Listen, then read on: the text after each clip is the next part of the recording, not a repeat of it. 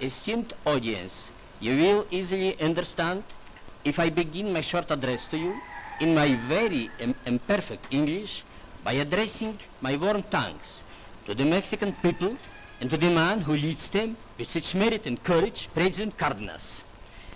When monstrous and absurd accusations were hurled at me and my family, when my wife and myself were under the lock and key of the Norwegian government, without being able to defend ourselves, the Mexican government opened the doors of his magnificent country and said to us, here you can freely defend your rights and your honor.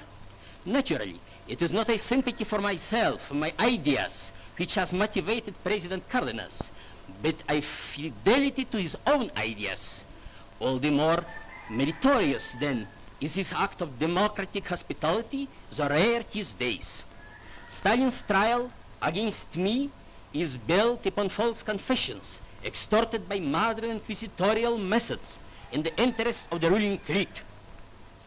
There are no crime in history more terrible in intention and execution than the Moscow trials of Zinoviev Kamenev and of Petakov Radek.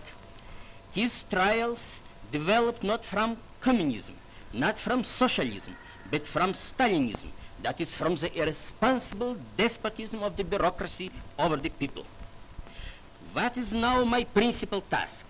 To reveal the truth, to show and to demonstrate that the true criminals hide under the cloak of the accusers. What will be the next step in this direction? The creation of an American, an European, and subsequently also an international commission of inquiry, composed of people who incontestably enjoy authority and public consideration. In confidence, I undertake to present to such a commission all my files, thousands of personal and open letters, in which the developments of my thought and my action is reflected day by day without any gaps. I have nothing to hide. Dozens of witnesses who are abroad possess invaluable facts and documents which will shed light on the Moscow frame-ups. The work of the Commission of Inquiry must terminate in a great counter-trial.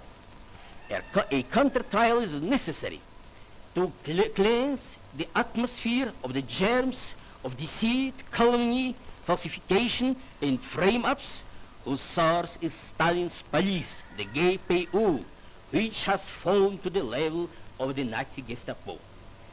Esteemed audience, you may have many varying attitudes toward my ideas and my political activity for 40 years, but an impartial inquiry will confirm that there is not a stain on my honor, both personal and political.